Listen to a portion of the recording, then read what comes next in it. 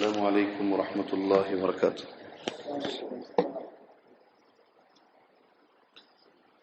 الحمد للہ رب العالمین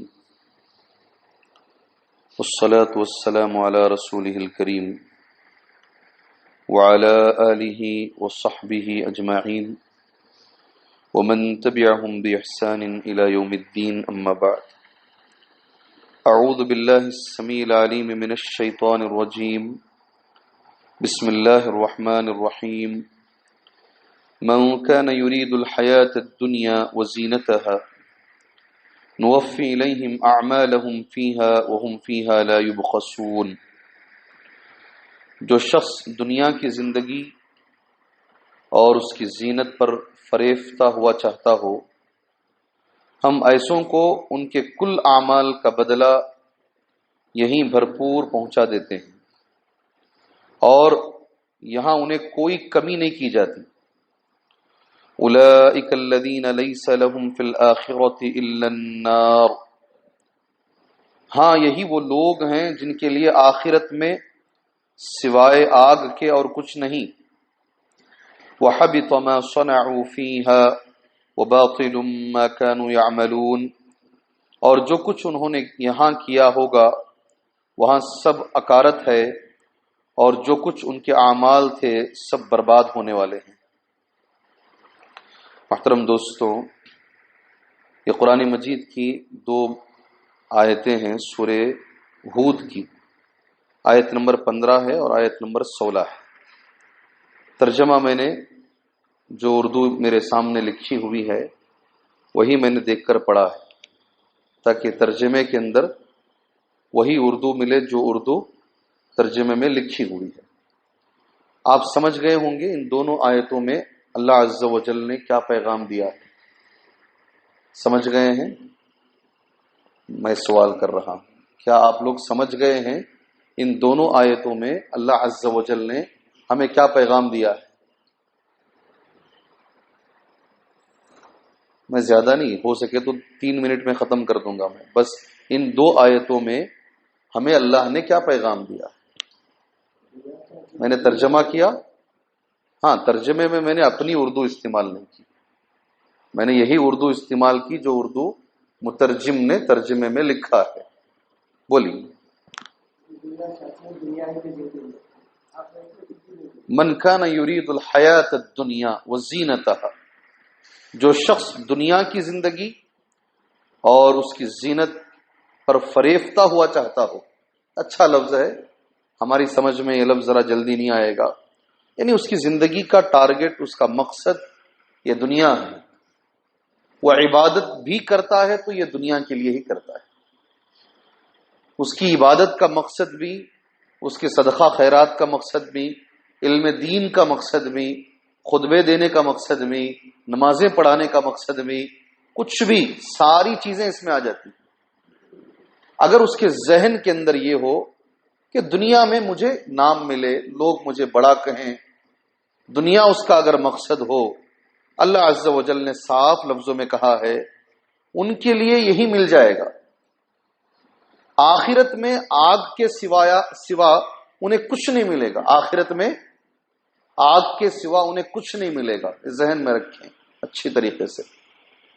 اللہ عز و جل نے جو فرمایا ہے اس کی شرح کرتے ہوئے غالباً عبد الرحمن السعدی رحمہ اللہ نے 3 باتیں لکھی ہیں۔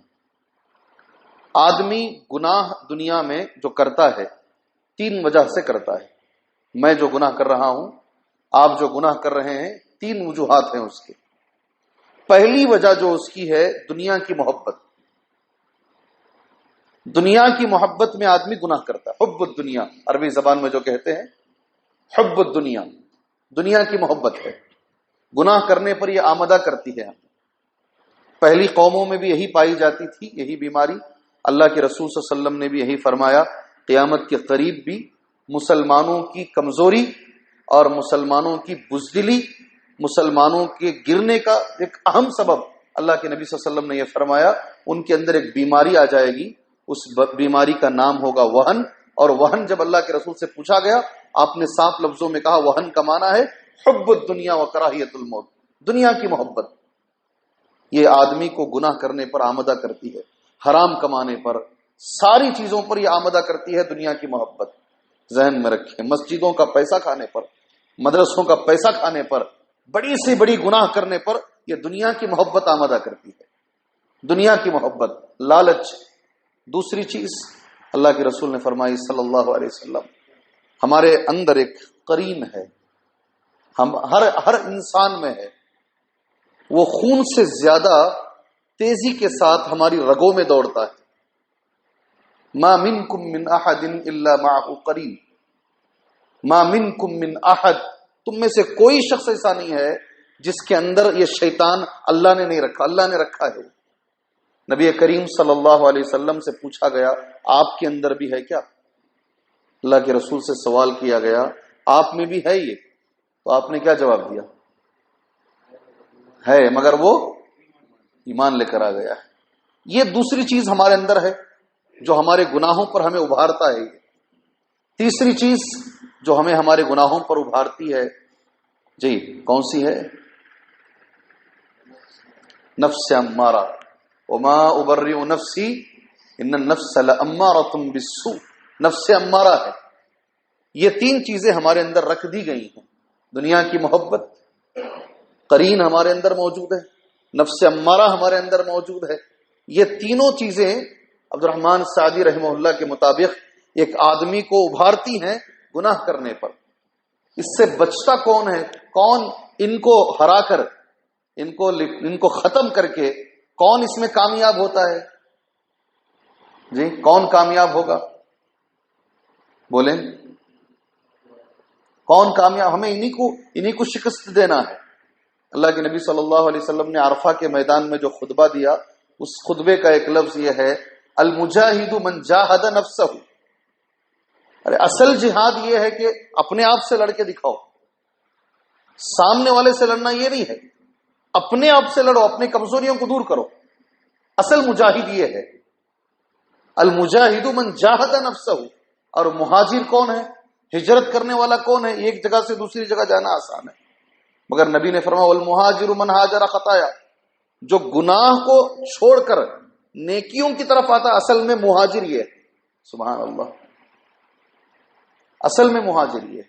یہ تینوں چیزوں سے جو تینوں ہماری بربادی کا سبب ہیں، جہنم میں جانے کا سبب ہیں، اللہ عز و جل ہمیں یہ تینوں سے بچائے، دنیا کی محبت سے بچائے. دنیا کمانا حرام نہیں ہے، دنیا کی پرستش کرنا حرام ہے. دنیا کمانا حرام نہیں ہے. اگر حرام ہوتا تو عشرہ مبشرہ کے جو 10 صحابہ ہیں اس میں سے ایک صحابی عبد الرحمن بن عوف رضی اللہ عنہ، یہ بہت بڑے تاجر نہیں ہوتے. عثمان رضی اللہ عنہ بڑے تاجر نہیں ہوتے. صحابہ نے کمایا ہے مگر زندگی کا مقصد اسے کبھی نہیں بنایا، پرستش کبھی اس کی نہیں کی. کمانا جائز ہے حلال طریقوں سے. اللہ عز و جل یہ تینوں جو ہماری چیزیں ہیں، اللہ اس پر ہمیں قابو اللہ عطا فرمائے، اللہ اس پہ ہمیں کنٹرول عطا فرمائے. اور نماز ایک ایسی چیز ہماری شریعت میں رکھی گئی ہے، کہا گیا ہے کہ یہ ایک ایسی طاقتور چیز ہے نماز، اس کے ارکان کے ساتھ، اس کے شرائط کے ساتھ. یاد رکھو صحیح خالص نماز ملنا بھی نصیب کی بات ہے. آپ میرا لفظ شاید نہیں سمجھے. آپ صحیح خالص نماز کا ملنا بھی نصیب کی بات ہے. جی شاید میں میری بات ختم کرتا ہوں، یہ لفظ آپ کی سمجھ میں نہیں آئے گا. صحیح نماز، مسنون طریقے کی نماز، خالص نماز جس میں کوئی بھی باہر کی چیز شامل نہ ہو، غیر ضروری چیزیں شامل نہ ہو، اطمینان سے پڑھی جانے والی نماز. اطمینان نماز میں کیا ہے؟ اطمینان. ایک صحابی نبی کریم صلی اللہ علیہ وسلم بیٹھے ہیں، مسجد میں آئے، نماز پڑھے، سلام کیا. آپ نے کہا ارجع فصلی فانک لم تصلی، جاؤ جی نماز پڑھو، تم نے نماز نہیں پڑھی ہے. وہ دوبارہ گئے، انہوں نے نماز پڑھی، پھر آئے، پھر سلام کیا، پھر اللہ کے رسول نے فرمایا جاؤ نماز پڑھو، تمہاری نماز نہیں ہوگی.